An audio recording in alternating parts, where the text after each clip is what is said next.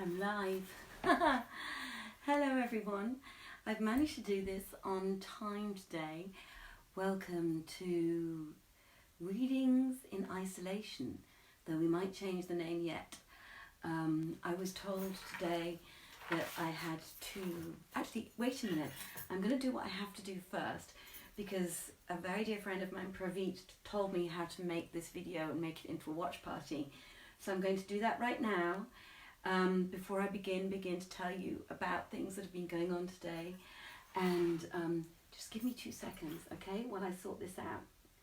And once I've sorted this watch party out, I would love to hear from you and tell me how your day's been going, and yeah, let's see how we can do this.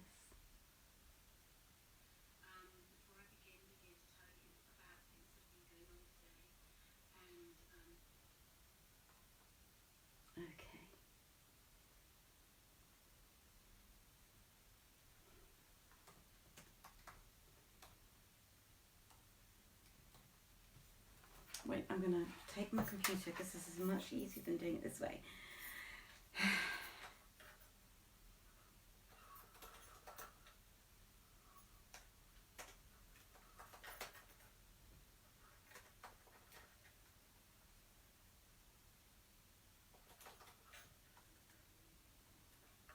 Life is incredibly complicating. Right.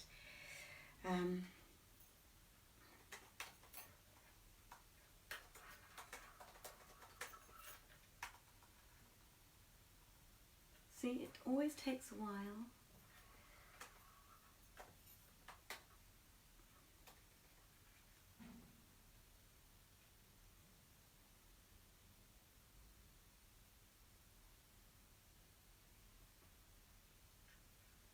Oh, could I only...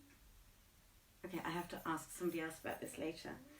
How do I invite other people? Oh, invite. There we go. Let's see. Oh, I don't know. Very complicated, all this. All right, watch party. All right, I'm just going to carry on as we are. Hi, everybody.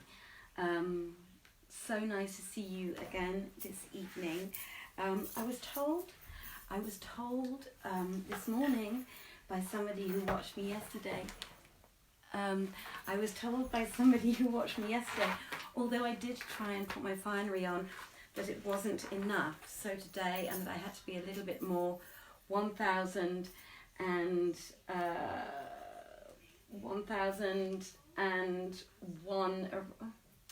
I had to be more 1001 Arabian Nights like. So thank you very much for joining me again. I finally more or less got sorted out my technical issues of yesterday, though I still have a very big learning curve to do. Okay, my name, for those of you who don't know, is Joanna Godwin Seidl, and I run a theatre company in Vienna called Vienna Theatre Project. We do a lot of our plays at Theater Drachengasse, though we do also move around Vienna very, very much. Since this episode has happened, I wanted something to do to help pass the time, and also actually more importantly to help pass the time for other people. It gives me something to do every day apart from lie around in my pajamas. As you can see, I have put my finery on, my jewels and all sorts, and what I decided to do, because it was the easiest thing to begin with, was read stories from 1001 Arabian Nights. And each evening I read a chapter, and then after the chapter, after each chapter that I've read, maybe a bit longer tonight, I invite people sometimes into the chat. Have to work that one out yet. And otherwise I post stuff that other artists, actors and so on have sent to me, because the idea is that obviously for all of us, all the theatres are closed. Entertainment in the outside world is a little bit out of the window at the moment, unless you go walking or jogging during the day or whatever it is. So what we at Vienna Theatre Project wanted to do was bring the entertainment to you in the delightful surrounds of your own home. Please feel free to go and get a glass of wine, beer, make yourself a cocktail, a cup of tea, eat biscuits, do whatever you want to do. Just have me going along in the background. I shall try and read this as best as I possibly can. I have not practiced it, I have to admit, today, because again I was in quite a few meetings today, but I really hope you will enjoy this.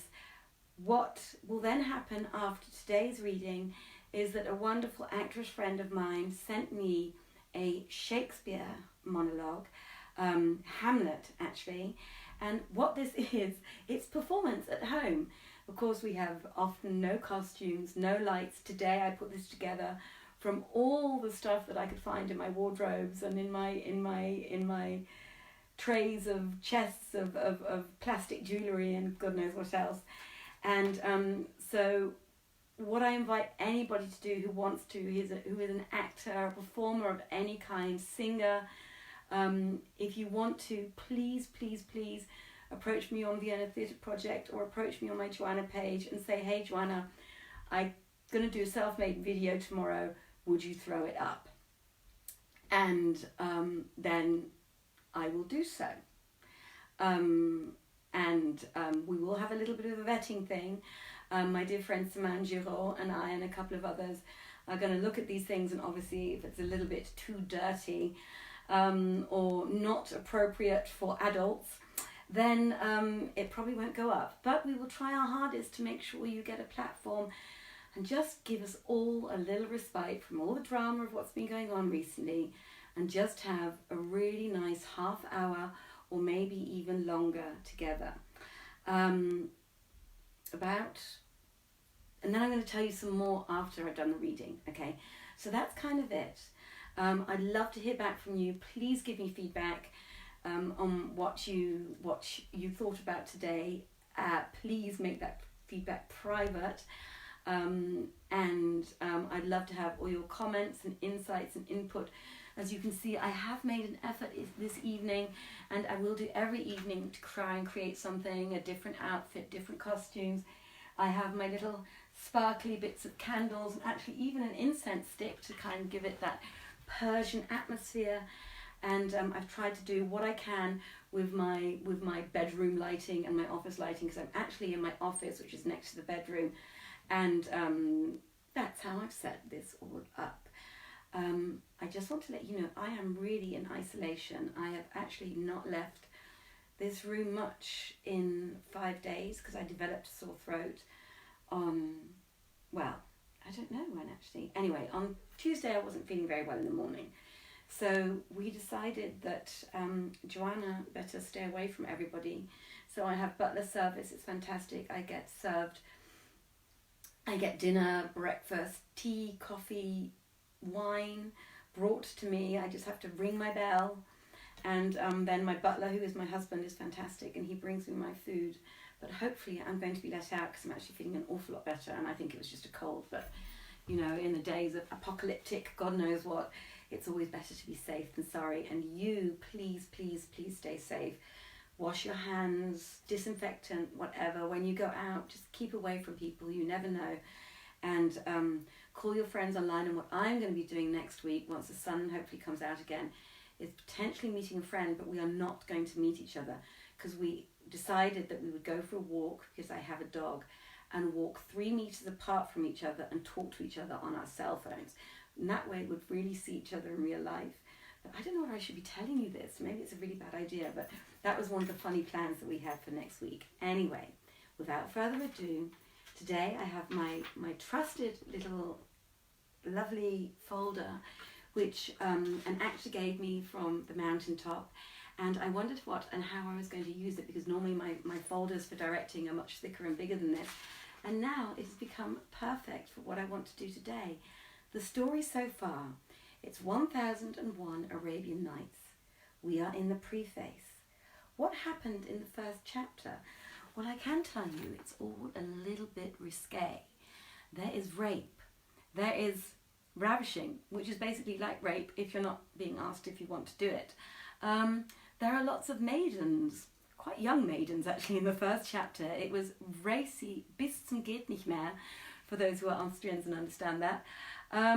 What happened was we had two kings who were brothers, Shaya and, I hope I'm not saying this wrong, Shazaman, and these two brothers ruled their own kingdoms, and the older brother, Shaya, who was very powerful and good looking and ruled his kingdom in a very satisfactory manner, invited his younger brother, Shazaman, to come and visit him. And Shazaman agreed and said, what a fantastic idea, I would love to. Gathered all his armies and his tents and camels and whatever else he needed, and set off to meet his brother and go to his brother's lands. He suddenly realised, as one does, that he had forgotten his present for his brother behind. So he went back to his palace overnight to go and pick up the present to carry on his journey. And when he got back to the palace, shock and horror, he found his wife in bed with her slave. And they were having a really nice time with each other. And he was so shocked and he was so disturbed that he cut off their heads, as you do. And then he left on his merry way and went back to his brother. Then he was very upset, and his brother asked him why. And he said he couldn't tell him. And so his brother said, well, come with me on a hunt and it'll make you feel better. And he said, no, I don't want to, too much trouble, not in the mood right now, thank you very much. So the brother, Shaya, said, okay, well, I'll go off on my own. So off he popped. Shazaman is standing by a window that looks out onto a courtyard, looks through the window that is open, and suddenly the queen comes out, so his brother's wife comes out, with a bunch of servants, and guess what? Her favourite slave, and guess what? They all start having a huge orgy. Terrible, terrible times. There's so much sex in 1001 Arabian Nights so far. It's quite amazing. I thought it was going to be all innocent and nice and sweet and poetic, but no, they're bonking left, right and centre. So anyway, carry on the story very quickly. Shaya comes back. Shazaman starts eating again because he's like, well, my plight isn't as bad as his plight. Then eventually he tells his brother. The brother gets really angry, pretends to go out again one night, comes back, watches the goings on, and sure enough, all of those people who were having sex like crazy in the courtyard, having a wonderful time with each other, got murdered, including his wife. Heads off, slaughtered, wet. And then the brothers decided that they weren't worthy enough anymore for their kingdom, so they had to go off and seek their fortunes and find somebody who was even less worthy than they are, and then they could come back and be good rulers again. So off they went, found this jinn. The jinn had stolen a young maiden, there's lots of young maidens, and he had ravished her. And so he ravished the young maiden, and then while the jinn went to sleep, and the young maiden was his captive, the young maiden told the two brothers, erstwhile kings, you guys have got to do me. I mean, literally, that is how she says it in the book. I can put up the story online if you want to read it, the link to where you can read this. You've got to do me, guys, because you've got to do me. And so they both had a big argument with each other about this. And she said, if you don't do me, I'm going to wake the jinn and he's going to kill you. So eventually, really, really hard task, they both said, okay, we'll do you. And they did. And then they decided, because she was apparently doing everybody, they decided the jinn was having such a horrible time anyway, that they needed to go back to their kingdoms and sort it all out. They were still really angry, however, and once they got back to their kingdoms, particularly Shaya, he basically would ask for all the young maidens in the kingdom to be brought to him. Then he would ravish them, and then after he had ravished them, he would kill them. I know, I tell you, it was a hard time being a young maiden in his kingdom. Well, what happened was there were only 2 young maidens left, and they were the young maidens of his wazir. One of them was called Shahrazad, and the other, if I get this right, was called Dunyazad. I believe I am right. Now, what has happened is that the wazir was very upset because he doesn't know what he's going to do about his young maidens and his daughters, because of course he wants to keep them alive, and he's the wazir of the king, so supposedly he should hand them over to him. And one of his daughters, Shahrazad, says, "What is your problem? Why are you so upset?" And he tells her what's going on, that all these young maidens are disappearing, and it's because of the King Shahryar, and he doesn't want them to get killed. And she says, well, for the good. And she was very well read. She read a lot of stories. She was a lovely, beautiful, beautiful woman, of course, as they always are in fairy tales. She said, well, let me marry him, and I will put myself out there to whatever dangers befall me. And the wazir is out beside himself and says, no, no, no, you cannot do that, because he knows that this could go very wrong and she's going to get killed the minute the king has done the dirty deed with her. So this is how we left the story yesterday. And I'm going to read you the last paragraph of the story yesterday, because the wazir, in all his enlightenment, is about to tell his story, a story to his daughter, to let her know why there is no way she can go ahead with what she is doing. And it has to do with listening to what people tell you. And you have to work it out, because obviously there is a lot of philosophy and morality into these stories. And I've got this really fantastic post actually from somebody about the history behind the 1001 Nights, Arabian Nights, because I wanted to understand from the Persian standpoint and Persian knowledge what the 1001 Arabian Nights was all about, and if they could give me some insight and so on. And what I did here actually is the stories, the way they have been written down by Europeans, as is the way of the world, in times of colonialism, of course, as is the way of the world, and do not reflect the beauty of the original poetry that the stories evolved from. I'm just putting this out there right now. We found this beautiful version of it, and yeah, I'm going to continue. I'm just going to have a little slurp of my drink. It's not wine. I've run out of wine. It's very sad. It's not wine. It's just tea and water. And then if you're all happy and can hear me well, Ludovico's saying he can't find it. Can somebody write to Ludovico and tell him he needs to go onto my page and let me see. Let me just try and see if I can invite Ludovico.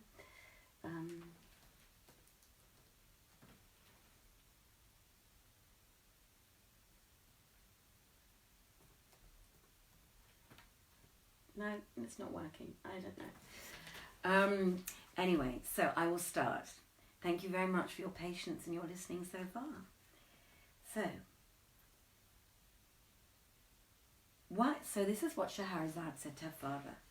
She said, "Why do I see you so bowed and changed, with care and sorrow? Know, my father, that the poet says, 'Thou who art sad, oh, be comforted, for nothing endures as every joy vanishes away, so also vanishes every sorrow.'" When the wazir heard these words, he told his daughter from beginning to end all that had happened concerning the king. Then Shahrazad said, "By Allah, father, you must marry me to this king, for either I shall live, or, dying, I shall be a ransom for the daughters of the Mussulmans, and the cause of their deliverance out of the hands of the king." Then said he, "Allah be with you, you shall never expose yourself to such a danger." And she answered, "It is necessary that I do this." And he said to her, "Take care that the fate of the ass with the bull and the husbandman befall not you also. Listen." And now, this is how we start our next chapter. And the chapter is called The Fable of the Ass, the Bull, and the Husbandman.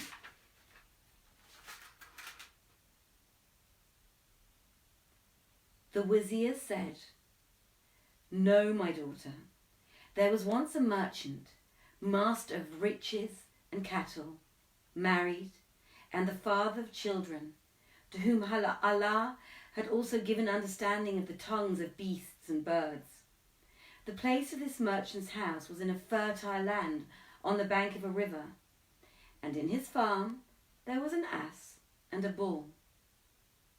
One day the bull came to the stable where the ass was lodged, and found it well swept and watered, with well winnowed barley in the manger, and on the ground well sifted straw, and the ass lying there at his ease. For when the master mounted him, it would only be for some short ride. Now, on that day, the merchant heard the bull say to the ass, "Give you joy of your food, and may you find it healthy and profitable, and of a good digestion. I myself am weary, but you are rested. You eat well winnowed barley, and are cared for, and if on occasion your master mounts you, he brings you quickly back. As for me," said the bull, "I am but used to labour and to work the mill." And the ass said, "When you go out into the field, and they put the yoke on your neck, throw yourself to the earth, and do not rise, even if they beat you. Also, when you do get up, fall down again immediately, and after, if they let you back onto the briar and give you beans to eat, leave them, as if you were ill. Force yourself in this way not to eat or drink for a day or two or even 3. Thus you will rest from your labour and your weariness." Remember that the merchant was there, and he heard their words and could understand them. When the husbandman came to give forage to the bull, he saw that he ate very little, and when in the morning he took him out to the work, he found him to be ill. Then the merchant said to the husbandman, "Take the ass and make him work in the bull's place for the whole day." So the man returned and took the ass in place of the bull and made it labour during the whole day. When the ass came back to the stable at the end of the day, the bull thanked him for his goodness of heart and for having let him rest from his fatigue. But the ass answered nothing, and instead repented very bitterly.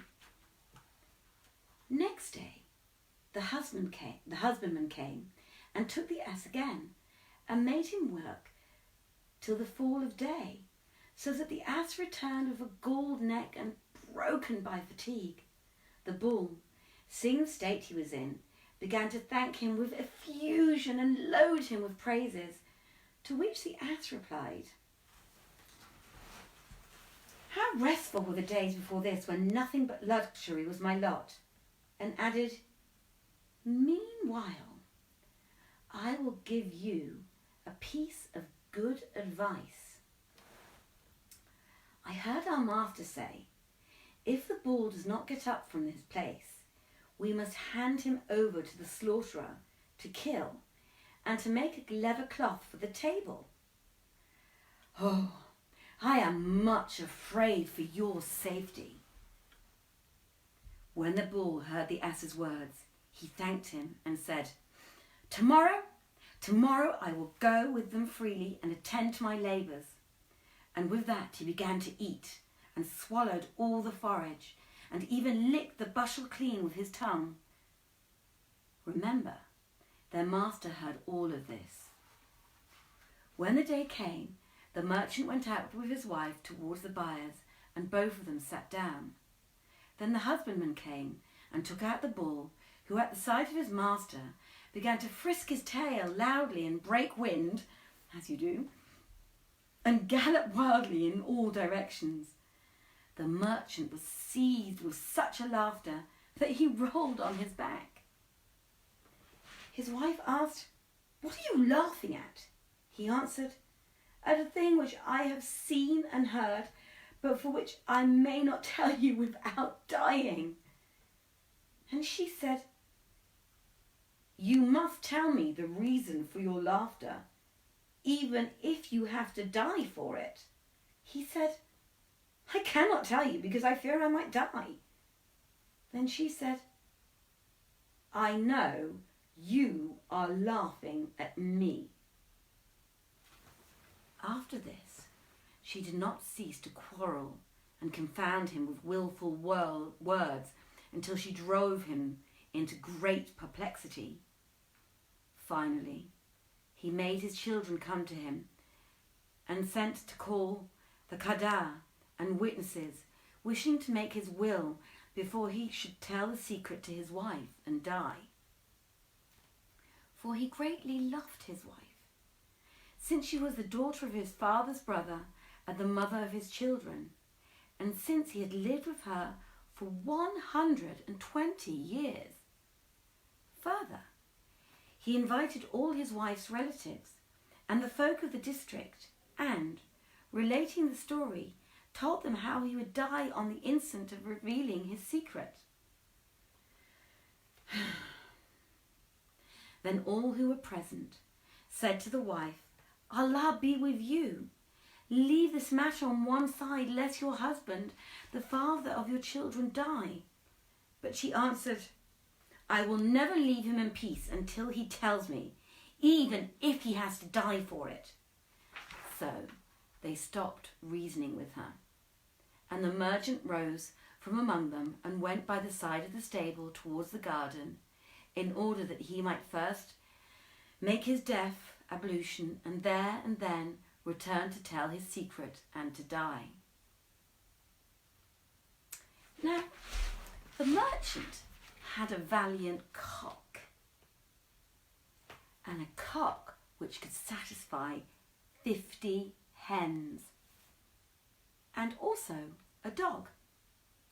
And he heard the dog calling to the cock and scolding it, saying, Are you not ashamed of being so gay when our master is on the point of death? Then the cock asked the dog how this was so. And when the dog had told him his story, he exclaimed, By Allah, our master is extraordinarily lacking in intelligence. I myself have 50 wives, and I succeed very well by contenting one and, excuse me, I've lost my face, by contenting one and scolding the other. It's a bit like marriage somehow, isn't it? There you go, I got lost again. While he who has only one wife does not know the way of dealing even with her. It is quite simple.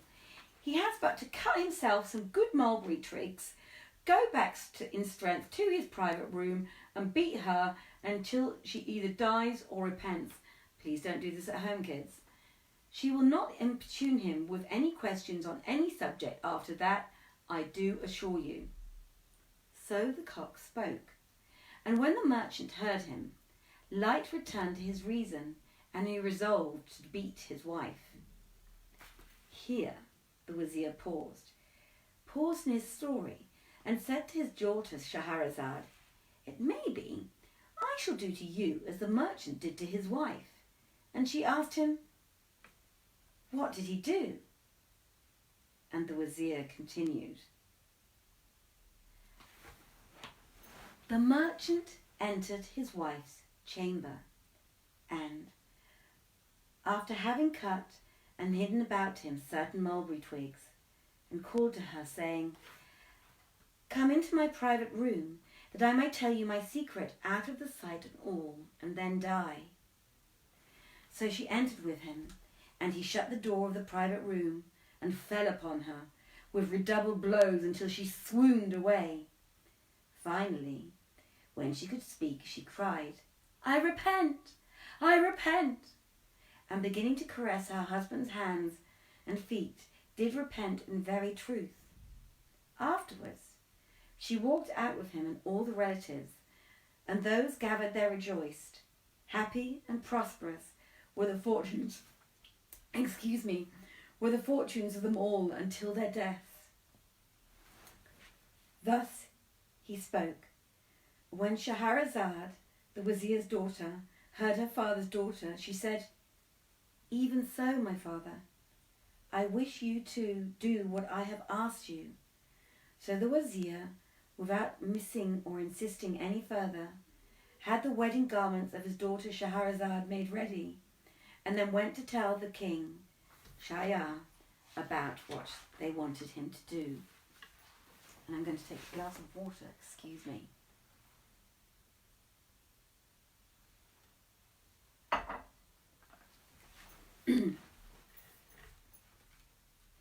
Meanwhile, Shahrazad gave these instructions to her young sister.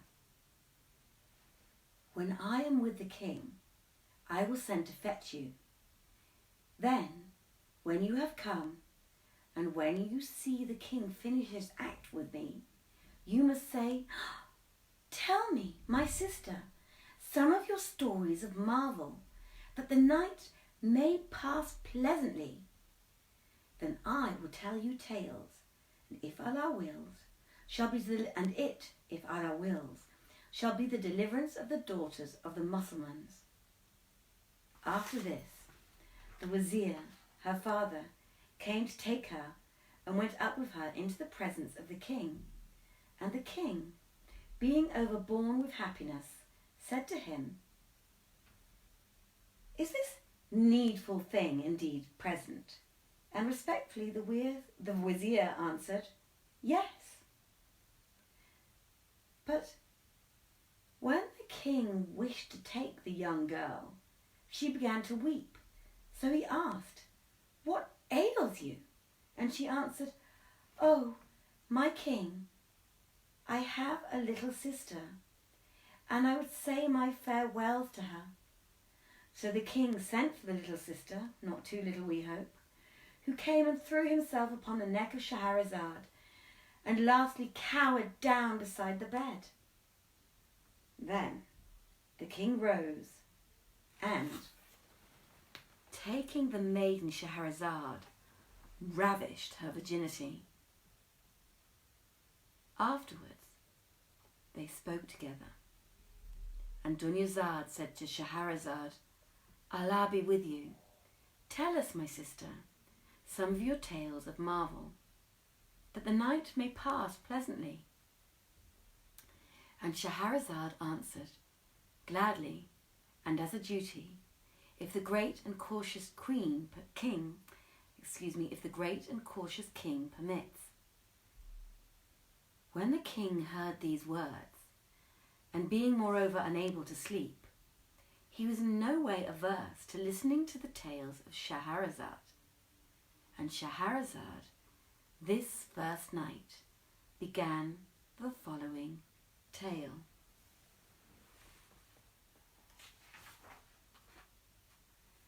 And ladies and gentlemen, here begins the tale of the 1001 Nights, and it is the tale of the merchant and the Ifrit. Of course, now I can't tell you this tale, because if you want to know what happens next, you will have to tune in tomorrow and find out. And if you do tune in tomorrow and find out, I won't be reading it, because I have asked a very dear friend of mine who is also involved in us doing this new project while we are all in seclusion, Saman Giraud, if she would like to read the next chapter in the 1001 Arabian Nights. So tomorrow, when you tune in, you will hear not me speaking, but you will hear Saman speaking and telling you the next part of the story. And what happened. Hi Saman, if you're reading this and seeing this. Oh, I think I see her face. There you go. So what happens next, and what the background for the 1001 Arabian Nights was, of course, that each night Shahrazad leaves a cliffhanger. So each story is a cliffhanger. It's a little bit like Dallas. Actually, you know what? There is more going on in these tales than ever went on in Dallas. It's really quite crazy. I thought, as I said, when I first started reading it yesterday, and I hadn't ever read them before, I thought, oh, this is going to be some nice, sweet, old-fashioned tales.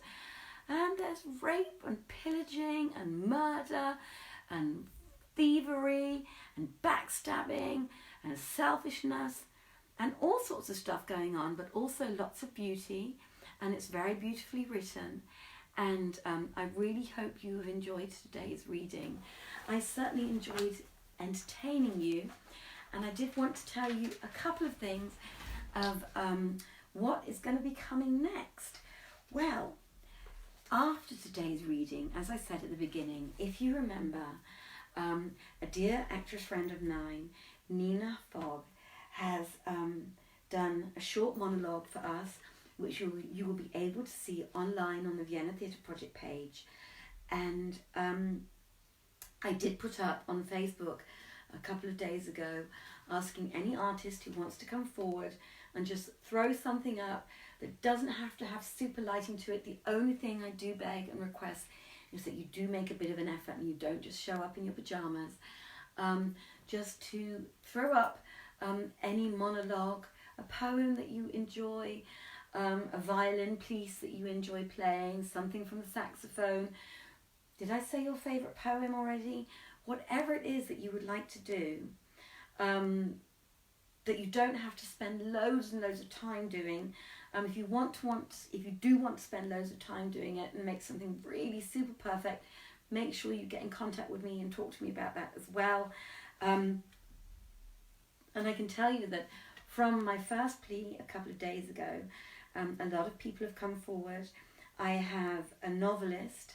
He writes political thrillers called Robert Pym, who is going to read to us from some of his short stories, hopefully one day. Rebecca Nelson, who is a fantastic opera soprano, a diva as there can only be, who is a featured artist at the Volksopera, said that she would love to do something for us. Jihab Al-Khatib, if you don't know him, when we did Crossing Jerusalem at the Theater Drachengasse, which opened the season before this one, Jihad was in it and played the younger brother in Crossing Jerusalem. He is himself a Palestinian, and he made the long journey over to Europe. He can tell you about his story a little bit. He said he would like to show you some excerpts from, not all of it because he cannot do that, but he would definitely like to show you some excerpts from his wonderful, wonderful one-man show which he wrote himself called My Jihad, and it really is very beautiful and very moving, and he is a wonderful actor. So all sorts of wonderful people are coming forward to offer things that they would like to do from their living room, from their kitchen, from the toilet if you want it to be, if that's your setting. The only thing, as I said, I do ask, do a little bit of a setting, make a little bit of an effort and a background to it. You know, have a wash, brush your teeth before you decide to come online. This really is open to everybody who just wants to share some fun and some entertainment. It's a very different project, as you know, to what Vienna Theatre Project really normally does. You can please check out what we normally do if you go on www.viennatheatreproject.com, and theatre is written the British way, R-E. You can look from there, from this page actually as well, from our Vienna Theatre Project Facebook page. You can get onto our YouTube channel, you can get onto our Flickr channel and see the photos of the things we do. We like to do musicals, we like to do concerts, and also very much we like to do wonderfully, beautifully written plays by some fantastic artists like Ayad Akbar, Julie Pascal, who else? Oh gosh, there are so many of them. Most recently we did The Mountaintop at Theater Drachengasse, and by Katori Hall, which is a play about Martin Luther King. And you can see trailers and excerpts from that stuff. You can see some music which we've thrown up from past concerts we've done. So, you know, if you need a bit of entertaining, go onto that website, go onto our YouTube channel and watch some of that stuff. And otherwise, I think I've done enough talking actually. And I know that Nina's monologue is already up because I scheduled it. I've worked out so much stuff to do in the last couple of days. It's been a wonderful challenge. I'm calling this my Rapunzel Tower because I'm not allowed out of it yet. Maybe tomorrow or maybe not. But from my Rapunzel Tower, from Vienna Theatre Project, I wish you the loveliest of evening, the best of sleeps if you're about to pop off to sleep, a wonderful time on Netflix if you're going to binge on Netflix. Enjoy whatever wonderful book it is that you are reading. Hug the people that you love. Tell them that you love them. I'm going to get emotional. And enjoy your glass of wine or your beer, whatever it is. And I will really look forward to you tuning in tomorrow to listening to Saman read. And Saman has a beautiful, beautiful voice. I think I'm gonna stop. I think I just press stop and it will stop. And I want to wish you all a lovely evening from my little tower, my little Rapunzel tower. The only thing I don't have is the blonde hair and the long hair. But have a wonderful night and a wonderful evening. Sweet dreams, many salams, and we will see each other tomorrow. Have a beautiful day tomorrow as well, guys. Bye-bye. Kisses. Bye, everyone. Oh, it's not